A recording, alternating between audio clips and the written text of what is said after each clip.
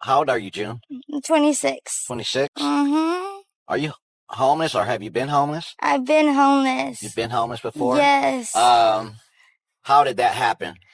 Well, we went out to Florida because my dude's dad passed away. We were supposed to meet up with his mom and get things situated with his lawyers and stuff. It was around the holidays, and his mom actually went out to Chicago to go spend the holidays with his mom, or with her family. And, shoot, we were hopping hotel to hotel. It just so happened to be Valentine's Day and the weekend of a boat show, so the hotels went up to like 600 to 700 a night. Mm-hmm. That's so out. All the hostels and everything, same thing, went up in price. And so, we just said, heck, what are we going to do? Our car, the tire just strutted and everything. We had to get that impounded. So we found her and some blankets that we had to pull out of a trash can. It smelled so nasty. We made ourselves cozy behind this building and stayed there for about 3 nights. Wow. The second night, though, we got up to go walk around, do some things, and wouldn't you know it, all of our belongings was thrown in the trash, gone, done, Mm-hmm. And that was in Florida, huh? That was in Florida, yes, sir, okay. Down near Miami. And what was the hardest part about that for you? The hardest out of all things. The hardest part about it was that we went out there to start fresh and build something new. And that it just seemed like it was one thing after another, Did you like have trouble like providing for yourself or? Yeah. How did you provide for yourself? Man, well, we met this guy who was gonna get us in on doing foreclosures for houses and stuff. Mm-hmm. Turned out to be like this roided out maniac, and he is letting us stay there with him for a minute.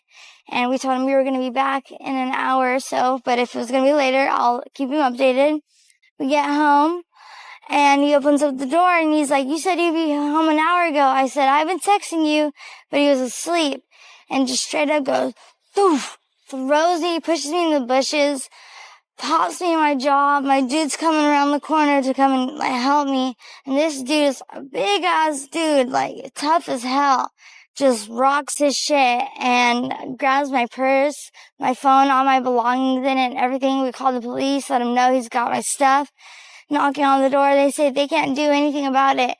So then we found ourselves on the street again, and it was raining. So I think, the toughest thing was that we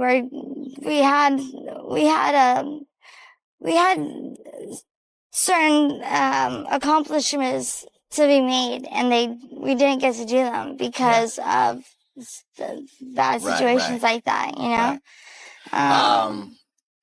So is that where your family is in Florida? That's where my dude's family is in Where's Florida. your family? My family's out here in San Bernardino. In San Bernardino? Yeah. Were you raised by both your parents? I was raised by both my parents up until I was 6 years old. And then my dad actually went to jail, and I moved in with my grandma and my mom and my brother. Okay. So it was me, my mom, and my brother, and then moved into my grandma's house. So that's where I'm at now. How was your childhood growing up? It was all right. It was pretty good, actually. Yeah, it was really good. I have a very supportive mom. She's my rock. She's got my back all the way. And I dance. So ballet, jazz, lyrical, contemporary, hip-hop, all that. I've done that for 15 years competitively and also in my high school as well. So childhood is actually pretty good, except for my brother. We're 6 years apart. So he's kind of a little Terry. He'd chase me around the house with a Michael Myers mask and a big knife and, just older brother things, but otherwise it was pretty good. Yeah, okay. Yeah. Have you, experienced anything crazy at the time of being homeless? Well, actually, yes, I mean, you did mention this the guy throwing you in the bush or whatever. But there's that, and then when we did have our car, we were chilling, and this guy comes riding up on a bike, and my dude's in our trunk, like, getting out clothes, and he's telling us, oh, how much for that, how much for that? And I'm like, I got a feeling this guy doesn't have any money or whatever. So I get out, I'm like, yo, show me the money that you got. Flashes me a couple of dollars, like, oh, fuck no, give me my stuff back. I have the passenger door open, and he decides to take a seat right there next to me.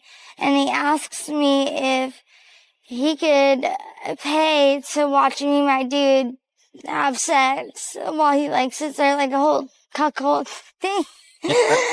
And finally we're like, nah, dude, you gotta go. So I'm like trying to push him out the door, and he's like, he like opens it up and pushes a gun. He like pulls out a gun and shit like that.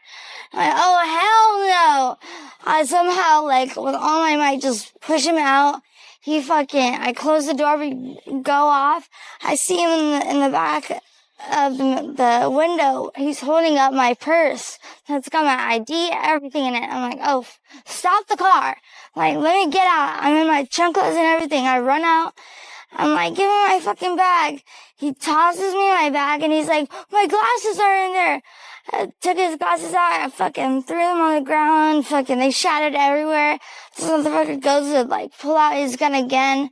And it had to be fake, because you would think a motherfucker would pop off at that point, but he didn't. Because my heart sank. I mean, flashing a gun like that. Wow. No, that was wild. Yeah, it is wild. Mm-hmm. For somebody to ask you like that. I mean, for to do something like, was that like an older guy, a younger guy? Or? Yeah, he had in his, like, mid-30s or whatever, mid-30s, you know? Okay. Yeah. Right. Some guy, just some Pretty J-cat. freaky dude, huh? Yeah, real freaky dude. Yeah.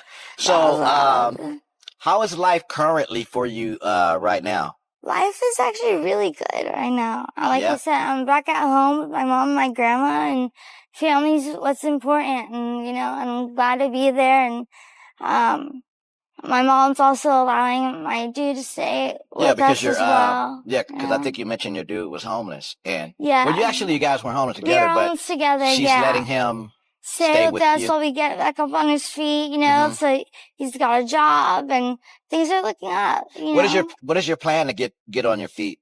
Well, like I said, I dance, and so I've been, like, on Craigslist looking at, like, some, like, little gigs that they have, sending in my resume and stuff. And I'm up to anything.